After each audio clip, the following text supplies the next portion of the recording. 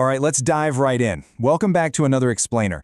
Now, we all know the famous road to Damascus moment, but today we're really going to map out the exact mechanics of this incredible sequence. We're looking at one of history's most dramatic, totally unexpected paradigm shifts. This is the story of Saul, a guy who went from being the absolute greatest threat to a brand new movement to literally becoming its most dedicated champion. We're going to break down the text of Acts chapter 9, map out the timeline, the immediate fallout, and the fascinating ripple effects that changed everything. We've got to start by setting the stage, and the stakes here are incredibly high. The source material doesn't mince words at all. It says Saul was breathing out murderous threats against the Lord's disciples. Like, this wasn't just a casual academic disagreement. It was terrifying, active hostility. Saul actually went directly to the high priest to get authorized letters addressed to the synagogues in Damascus. His stated mission? If he found anyone who belonged to the way, men or women, didn't matter. He had the full authority to arrest them and drag them all the way back to Jerusalem in chains. So let's look at how this actually plays out on the ground. Saul departs Jerusalem, fully authorized, dangerous, and incredibly driven. He undertakes this long, grueling journey, traveling toward Damascus. But right as he nears his destination, literally at the end of his trip, this highly organized, terrifying mission gets violently interrupted. Out of nowhere, a sudden light from heaven flashes all around him. Imagine the scene. This blinding light just knocks Saul completely to the ground.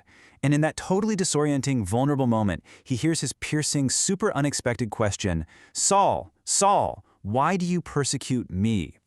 Notice the phrasing there. The voice doesn't ask why he's persecuting the movement or the disciples. It asks why he's persecuting me. It is deeply, incredibly personal. You can probably imagine the sheer, utter confusion and terror going through Saul's head right now. I mean, the guys traveling with him are just standing there speechless. They hear a sound, but they don't see anyone. Saul, lying in the dirt, tries to identify this mysterious, overpowering voice. He just asks, "Who are you, Lord?" And here it is, the climactic, world-shattering revelation. The voice replies, "I am Jesus, whom you are persecuting." Boom! In one single sentence, Saul's entire mission, his whole worldview, and his fundamental belief system are just completely dismantled. He's commanded to get up, go into the city, and basically just wait to be told what to do. But what happens next is wild. Saul gets up from the ground, but when he opens his eyes, he can't see a thing. He is completely blind. He actually has to be led by the hand into Damascus. And for 3 whole days, he stays completely sightless. During that entire time, he doesn't eat or drink anything. Absolutely no food, no water. It's this profound, physical manifestation of a complete internal hard reset. Meanwhile, cut to a disciple named Ananias over in Damascus. The Lord calls to him in a vision, and the contrast here is just staggering. Ananias is, understandably, terrified. He's like, "Lord, I've heard the reports about this guy. He harms your people, and he literally has the paperwork from the chief priests to arrest us." But God reveals a shocking twist. This fierce persecutor, he's actually God's chosen instrument to take his name to the Gentiles, to kings, and to the people of Israel. So Ananias gets this highly specific and, let's be honest, pretty terrifying set of instructions. He's told to go to the house of Judas on Straight Street, find Saul of Tarsus, lay his hands on him and restore his sight so he can be filled with the Holy Spirit. Just think about the sheer bravery that took. Ananias is being asked to walk right up to his community's absolute worst nightmare and heal him. But amazingly, Ananias obeys. He goes to the house, places his hands on the man who came to destroy them, and calls him Brother Saul.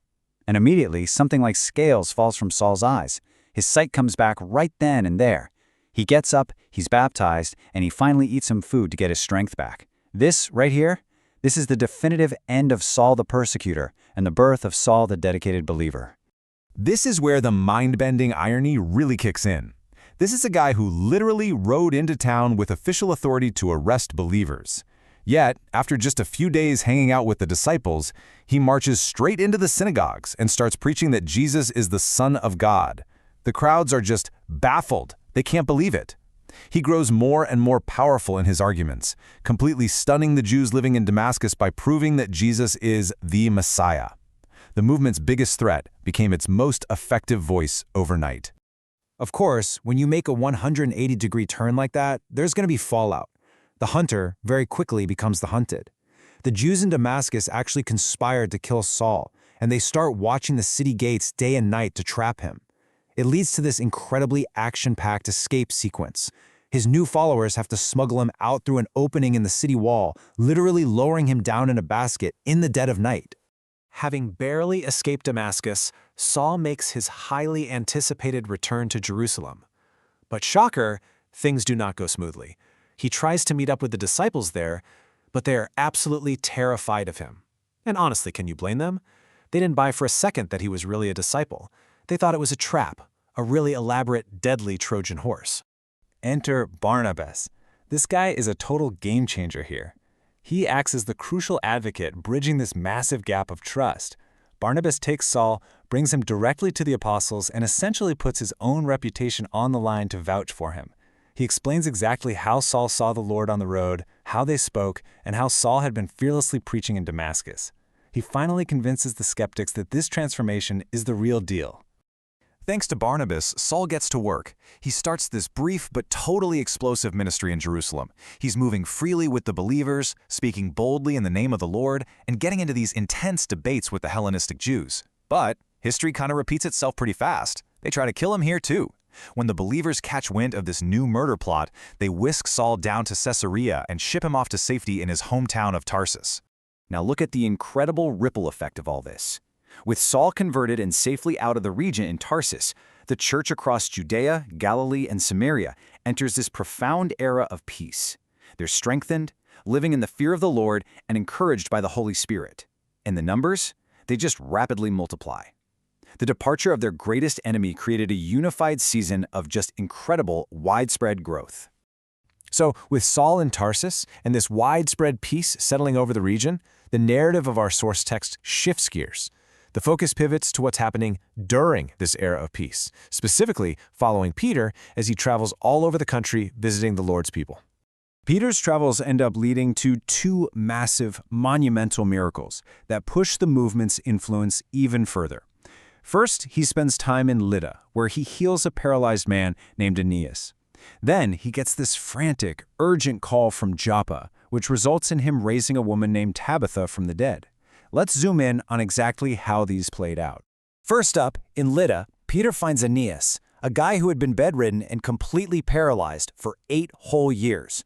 Peter just looks at him and declares, "Aeneas, Jesus Christ heals you. Get up and roll up your mat." And just like that, the man gets up. The text points out that everyone living in Lydda and Sharon saw him walking around, and as a direct result, the whole area turned to the Lord. Not far from there, over in Joppa, we meet Tabitha, also known as Dorcas. You've probably heard of her. She was this incredibly beloved disciple known for her relentless charity, always making robes and clothing to help the poor and the widows. But tragically, she gets sick and passes away. The disciples hear Peter is in nearby Lydda, so they urgently send 2 men to go get him. When Peter arrives, he's taken to an upstairs room, and the scene is just heartbreaking. The widows are all there, crying, showing Peter the shirts and garments Tabitha had made for them. Then Peter does something amazing. He clears the entire room. He gets down on his knees to pray, turns toward her body, and just says, "Tabitha, get up." She opens her eyes, sees Peter, and sits up. He helps her to her feet and presents her alive to all the believers. You really can't overstate the impact of these events on the early church. Healing Aeneas caused the entire region of Lydda and Sharon to turn to the Lord. And raising Tabitha? That became known all over Joppa, bringing in huge numbers of new believers. These profound miracles basically poured gasoline on the peaceful growth that kicked off after Saul's conversion. The chapter wraps up by noting that Peter decided to just stay in Joppa for a while, crashing with a tanner named Simon. Which brings us to the big so what of it all. We've traced this unbelievable path today, from murderous threats and blinding lights to dramatic escapes and life-altering healings. We saw how a structural enemy was transformed into a foundational pillar. So I want to leave you with this thought. If the absolute greatest threat to a movement can become its greatest champion through a radical paradigm shift, what does that mean for the deep-seated conflicts and opponents we face in our world today? It's a fascinating question for sure. Thanks for hanging out with me for this explainer, and keep learning.